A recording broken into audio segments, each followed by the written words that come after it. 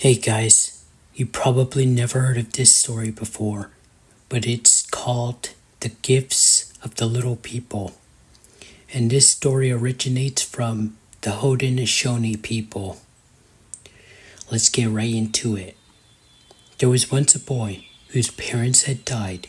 He lived with his uncle, who did not treat him well. The uncle dressed the boy in rags, and because of this, the boy was called Dirty Clothes. This boy, Dirty Clothes, was a good hunter. He would spend many hours in the forest hunting food for his lazy uncle, who would not hunt for himself. One day, Dirty Clothes walked near the river, two squirrels he had shot hanging from his belt.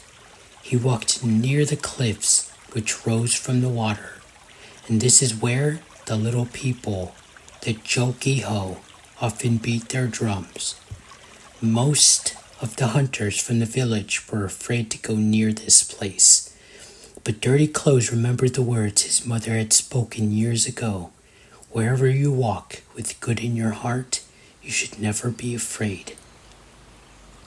A hickory tree grew there, near the river. He saw something moving in its branches. A black squirrel is hopping about as high up in the top of the tree when Dirty Clothes heard a small voice. "Shoot again, brother," the small voice said. "You have not hit him." Dirty Clothes looked down, and there, near his feet, two small hunters. As he watched one of them shoot an arrow, but it fell short of the black squirrel. Dirty Clothes thought. They will never succeed like that. I must help them. He drew his bow and with one shot brought down the squirrel. The tiny hunters ran to the squirrel. "Whose arrow is this?" asked one of them. They looked up and saw the boy. "Iya," said one of the tiny hunters. "You have shot well. The squirrel is yours." "Thank you," Dirty Clothes answered.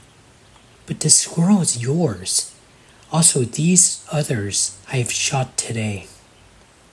The two small hunters were very glad. "Come with us," they said. "Come visit our lodge so we can thank you properly." Dirty Clothes thought about his uncle, but it was still early in the day, and he could hunt some more after visiting them. I will come with you," Dirty Clothes said hesitantly. The two little hunters led the boy to the river. There, a small canoe was waiting, only as big as one of his shoes. But his friends told him to step inside.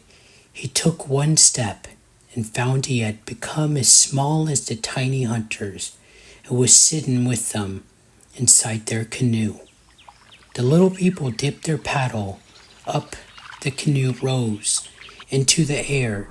It flew above the hickory tree straight to the cliffs and inside a cave, the place where the Jokiho people lived.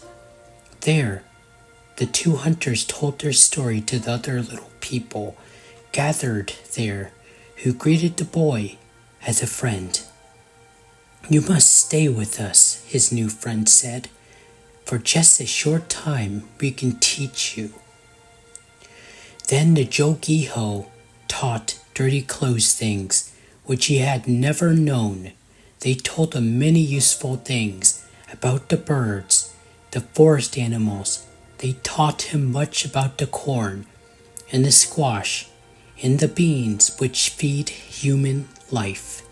They taught him about the strawberries which grow each June like embers in the grass, and showed him how to make a special drink which the little people love. Last, they showed him a new dance to teach his people, a dance to be done in a darkened place so the little people could come and dance with them unseen.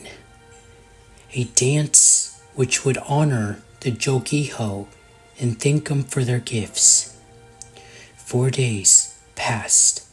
The boy knew that the time had come for him to leave. I must go to my village, he told his friends. So it was that, with the 2 hunters, he set out, walking towards his home.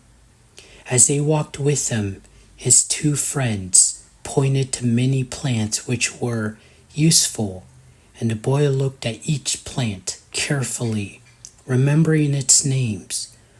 Later, when he turned to look back at his friends, he found himself standing all alone in a field near the edge of his village.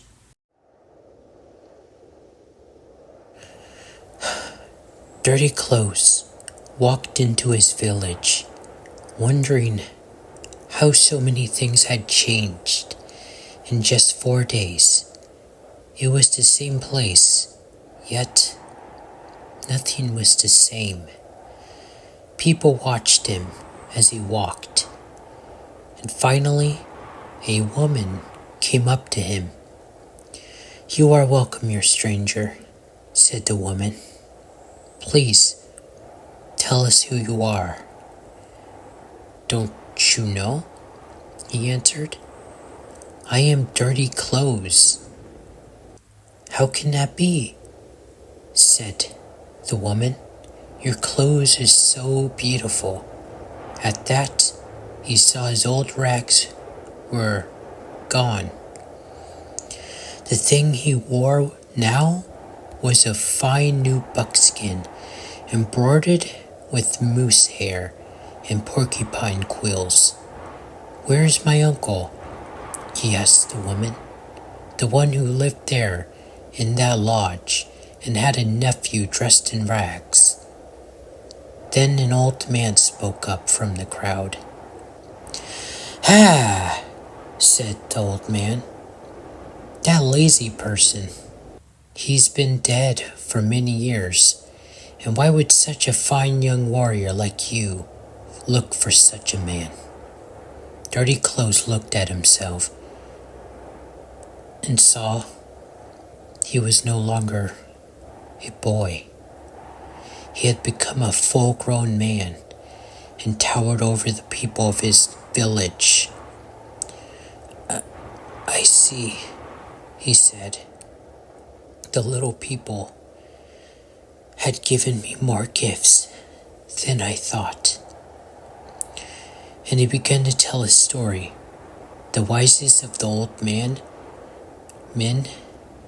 and women listened well to this young warrior. They learned many things by so listening. That night, all his people did the dark dance to thank the Jogiho for their gifts, and in the darkness of the lodge, they heard the voices of the little people joining in the song, glad to know that the human beings were grateful for their gifts.